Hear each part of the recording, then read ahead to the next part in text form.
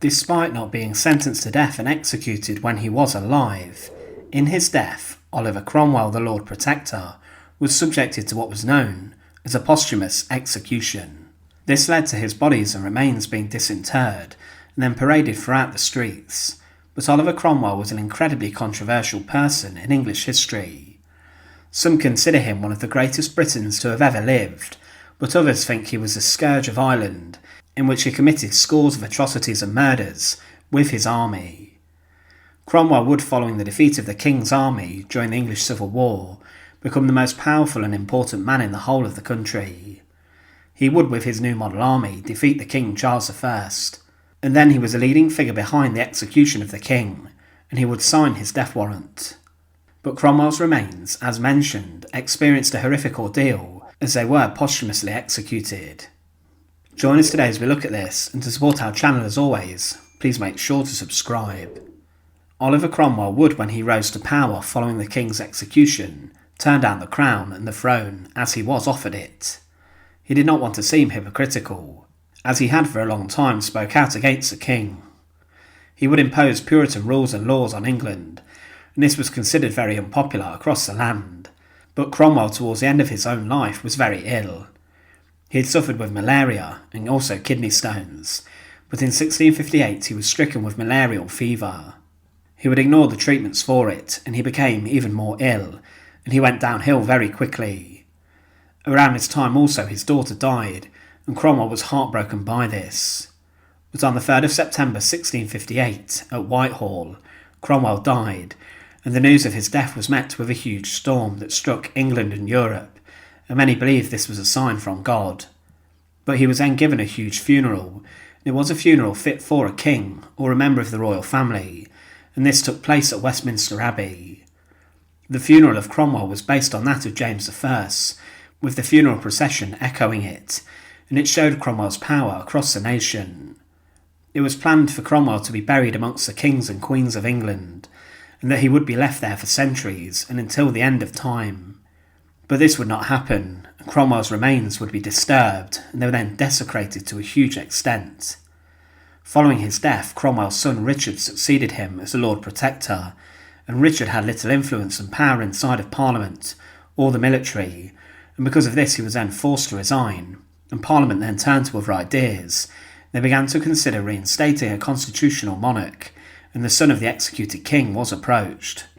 King Charles II was invited back from exile in 1660 to take the throne, but the new king then sought to punish those and impose strict sanctions on the individuals who had ordered his father's execution and those who had a role in the execution of King Charles I. At the time, a number of those people targeted were abroad and had fled England for their own safety, but others like Cromwell had died.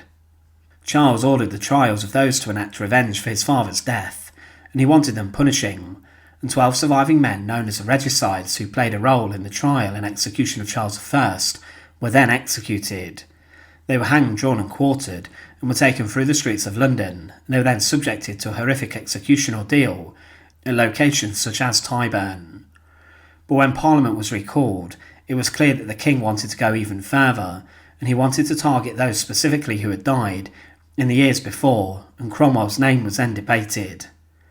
The death sentences for the dead were proclaimed, and Henry Ireton, Cromwell's son-in-law, was also condemned, but he had also died in the years before.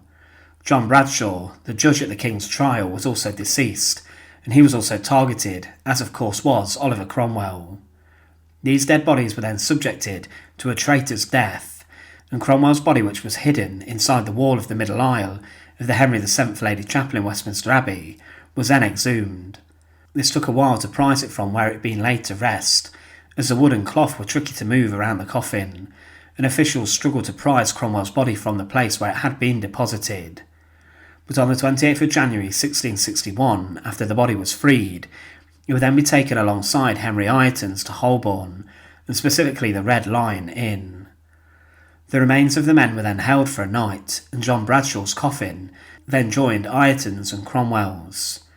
On the morning of the 30th of January 1661, the executions of the remains of the decaying corpses began, and the coffins were then cracked open, and They were then taken through the streets of London, being dragged behind horses. It must have been a harrowing sight, as the decaying corpses of the former powerful men were dragged. They were then taken to the infamous execution site of Tyburn. When the bodies got there, each of the bodies, including Cromwell's, was picked up from the coffin, as it was taken by the executioner. Cromwell's body was then hanged from the gallows of Tyburn in chains for a number of hours, from the morning until about 4 o'clock in the afternoon.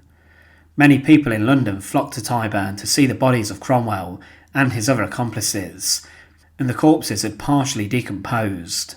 After it was hanged in chains for everyone to see for hours, the executioner's work then began, and he took the bodies down from the gallows and placed them on his table and block.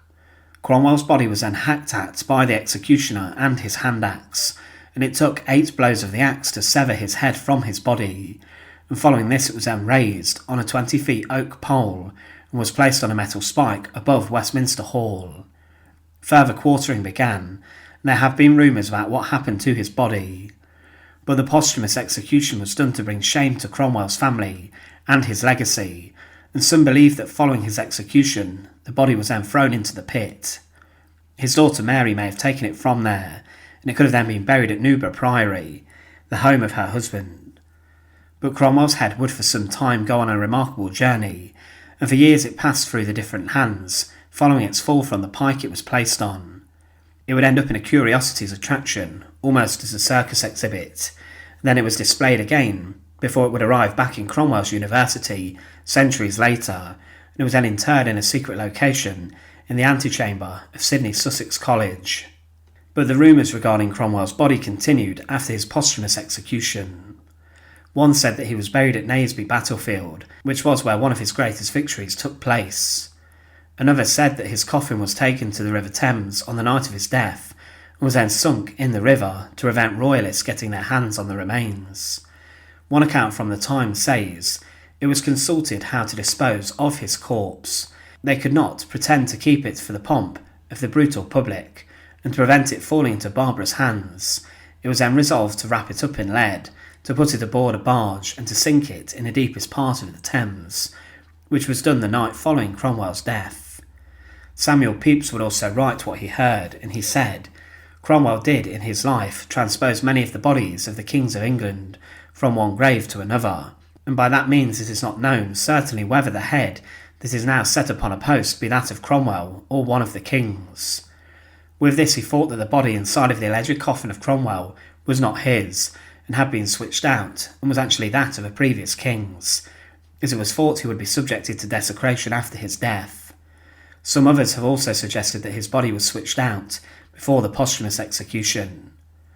However, what those witnesses saw in London that day was the body of Cromwell paraded throughout the streets, and it must have been a horrifying sight, as his remains had been decaying in the years since his death.